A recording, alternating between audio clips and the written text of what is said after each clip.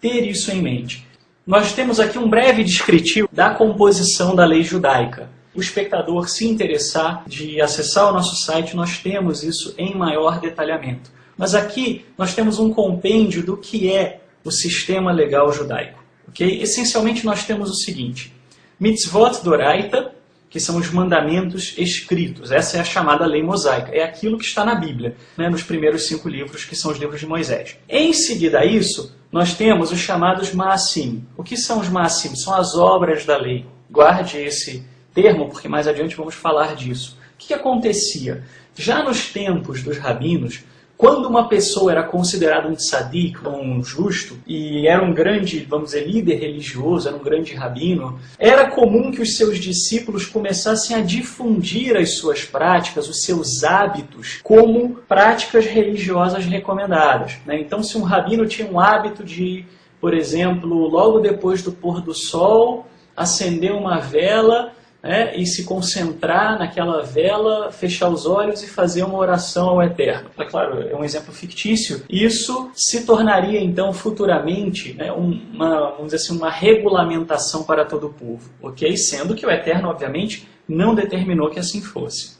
E aí nós entramos na cristalização desses maasim, que são as mitzvot de Rabanan, os mandamentos de rabinos. Então, é dito, até hoje você tem essa separação, de mitzvot doraita e mitzvot de Rabanan. Então, os mitzvot de Rabanan são os mandamentos de rabinos. O judaísmo parte do pressuposto de que tem autoridade, os rabinos têm autoridade para determinar mandamentos. Teriam sido, vamos dizer, autorizados pelo Eterno para isso. Sabemos pela Bíblia que isso também não é verdade. Minhagim.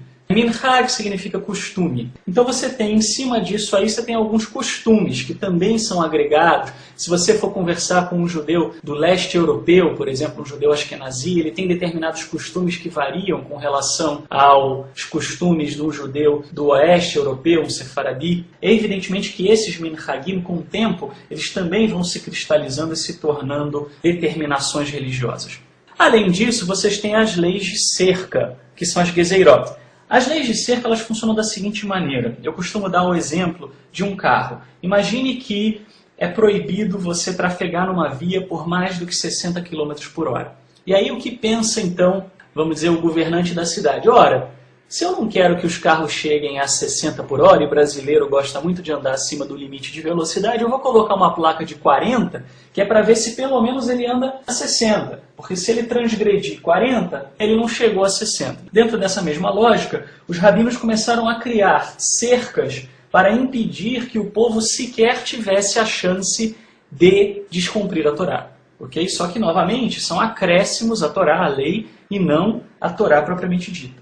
E aí você tem as alachot, alachá, que significa caminhar, e as alachot são interpretações e aplicações da lei. Então, por exemplo, a Bíblia diz guardar o Shabat, devemos guardar o Shabat. Ok, o que significa na prática guardar o Shabat? E aí, então, os rabinos vão e fazem uma lista de atividades proibidas no Shabat, e aquilo acaba também tendo peso de lei.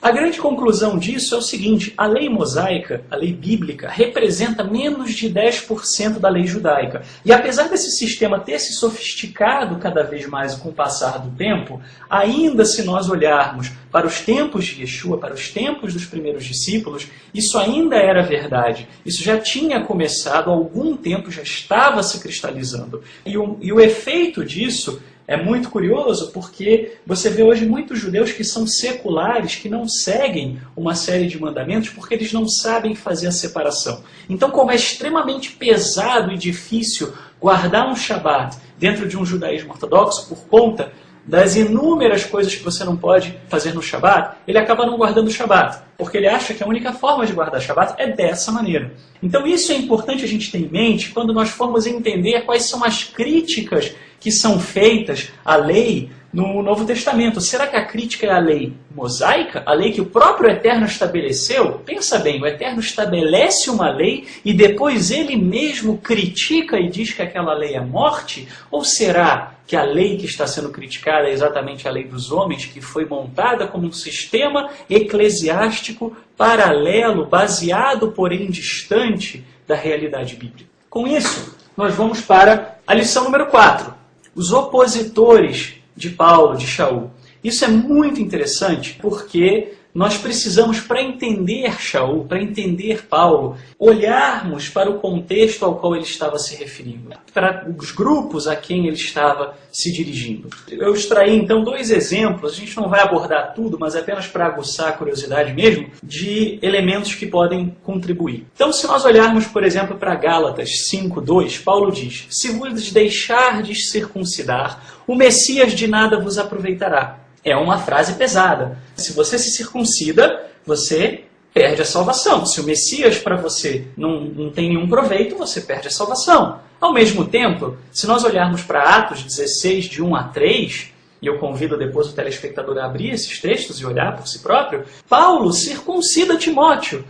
Quer dizer, Paulo fala contra a circuncisão e depois vai lá e circuncida Timóteo. Quer dizer, será que ele condenou Timóteo à morte eterna? Será que foi isso?